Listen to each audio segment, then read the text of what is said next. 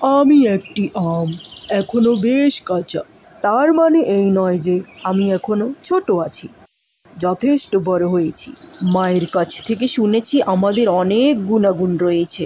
সাধারণত তোমরা আমাদেরকে দুই অবস্থায় খেয়ে থাকো, কাঁচা অবস্থায় আর পাকা অবস্থায়। কাঁচা আম দিয়ে অনেক কিছু তৈরি করা যায়, এই যেমন কাঁচা আমের শরবত, কাঁচা আমের ডাল, কাঁচা আমের আচার আর কাঁচা আমের ভর্তা।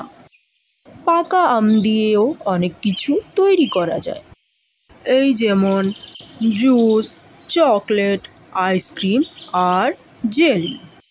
ইস, জিভে জল এসে গেল বুঝি। তাই তো মানুষ আম খেতে খুব ভালোবাসে।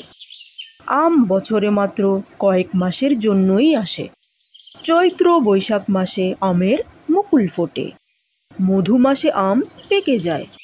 মানুষ করে কি, আরও আগে আগে পাকা আম খাওয়ার জন্য আমগুলোকে গাছ থেকে পেড়ে ঔষধ দিয়ে পাকায়, তারপর সেটাতে ফরমালিন মিশিয়ে রাখে।